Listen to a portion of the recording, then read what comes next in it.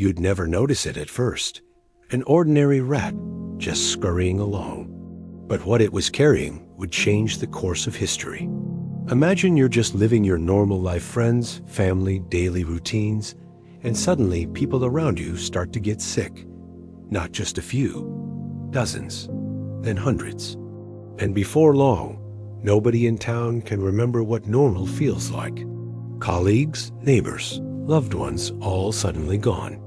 Terrifying black boils start appearing on people's skin.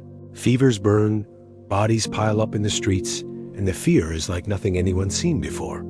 The worst part? Nobody knows what's causing it or how to stop it. The Black Death. Just hearing the name gives me chills.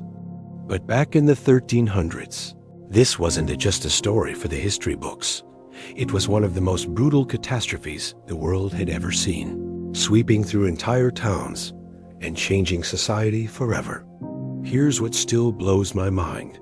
In just a handful of years, a plague rippled across Europe, killing up to half the population. That's tens of millions gone. No family left untouched.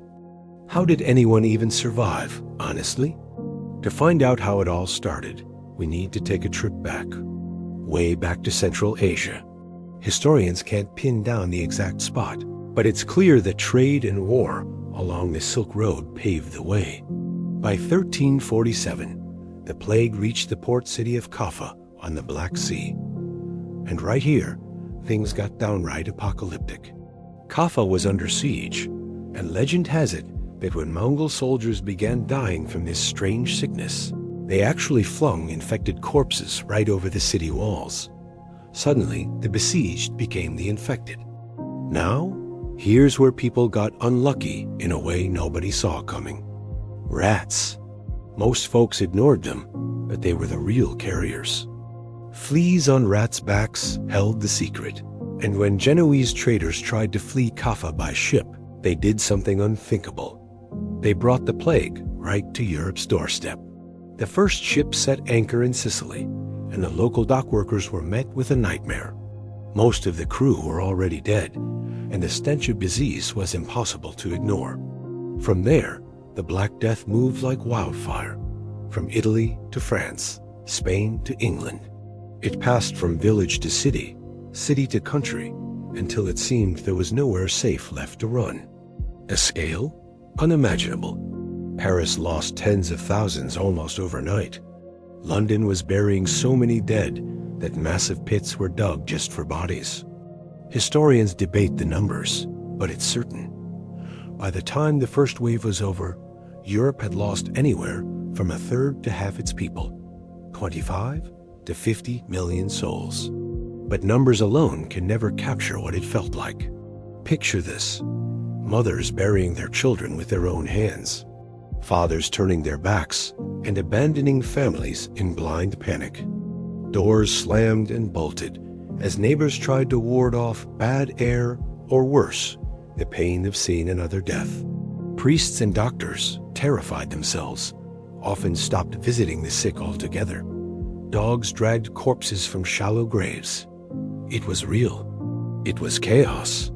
Nobody could understand it, and everyone was desperate for answers. Some said the air itself had turned poisonous. Others saw God's wrath at work, while some blamed strangers, outsiders, or anyone different. This part always hits me. Since nobody knew the real culprit, fear turned into violence. Jews in particular were blamed and massacred in countless cities, victims of panic and hate. Doctors didn't have a clue. They told people to bleed, burn herbs, or even party hard to cheat death. Some whipped themselves through the street, hoping self-punishment would spare them. Others scattered flowers, lit bonfires, anything to drive away demons of disease. But the Black Death didn't care who you were, noble or beggar, young or old. And still, the world kept spinning. Fields went untended, so crops rotted, villages disappeared, wild overgrowth took over abandoned land.